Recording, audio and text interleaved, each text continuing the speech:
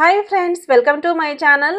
ఈ రోజు వీడియోలో మాడిపోయిన పాల గిన్నెను ఎక్కువ కష్టపడకుండా చాలా సింపుల్ గా ఎలా క్లీన్ చేసుకోవాలో చూపించబోతున్నాను. అలాగే ఎక్కువ రుద్దాల్సిన పని లేకుండా మన కిచెన్ లోనే దొరికే ఐటమ్స్ తోటి చాలా ఈజీగా క్లీన్ చేసుకోవచ్చు. ఇక లేట్ చేయకుండా ఈజీ టిప్స్ తో ఏ విధంగా క్లీన్ చేసుకోవాలో ఇప్పుడు మనం చూసేద్దాం. ఫస్ట్ మనం మాడిపోయిన గిన్నెలోకి 3/4 వరకు నీళ్ళనైతే పోసుకుందాం.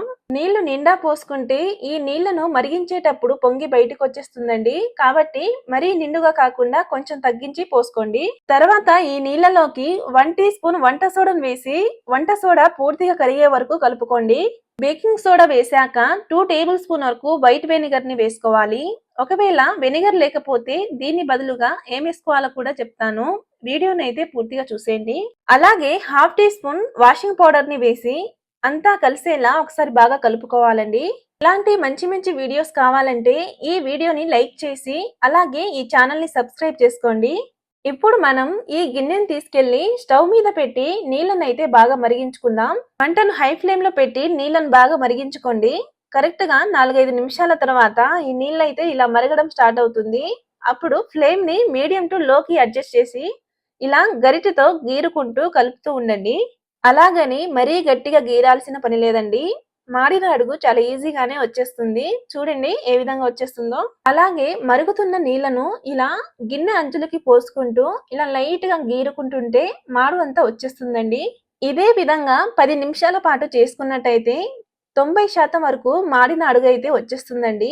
10 నిమిషాల తర్వాత స్టవ్ ఆఫ్ చేసి ఈ నీళ్ళనైతే చల్లార్చుకుందాం. గిన్నెలో నీళ్లు పూర్తిగా చల్లారాక ఈ నీళ్లను పారబోయకుండా ఒక బౌల్లోకి అయితే ఇలా జల్లించి తీసుకోండి. సైడ్స్ కి మాడిన చోట ఈ నీళ్లను పోసి క్లీన్ చేసుకుందాం. చూడండి మాడిన అడుగు ఏ విధంగా వచ్చేస్తుందో. నీళ్లను పూర్తిగా తీసేశాక గిన్నెనైతే చూపిస్తున్నాను. 90% వరకు అయితే మాడింది అంతా వచ్చేసిందండి. ఇప్పుడు మనం తీసి పెట్టుకున్న నీళ్ళని ఇలా సైడ్స్ కి మాడిన ప్లేస్ లో పోసి క్లీన్ చేసుకుందాం. ఇప్పుడు మనం ఇలాంటి ఒక స్క్రబ్బర్ తీసుకొని డిష్ వాషర్ తో లోపల బయట అంతా తోముకోవాలండి. మరీ గట్టిగా తోమాల్సిన అవసరం లేదు. చాలా సింపుల్ గానే వచ్చేస్తుంది. ఒకవేళ ఇంట్లో వెనిగర్ లేకపోతే ఏం వేసుకోవాలో చెప్తానని చెప్పాను కదండి. వెనిగర్ కి బదులుగా లెమన్ జ్యూస్ ని 4 స్పూన్ల వరకు వేసుకోండి. స్క్రబ్బర్ తో గిన్నెనంతా ఒకసారి తోమాక నీళ్లతో కడిగి అయితే చూపిస్తాను. చూడండి ఎంత బాగా క్లీన్ అయిందో. ఇలా మాడిన గిన్నెను మనం సంవత్సరం అంతా తోమినా పోదండి.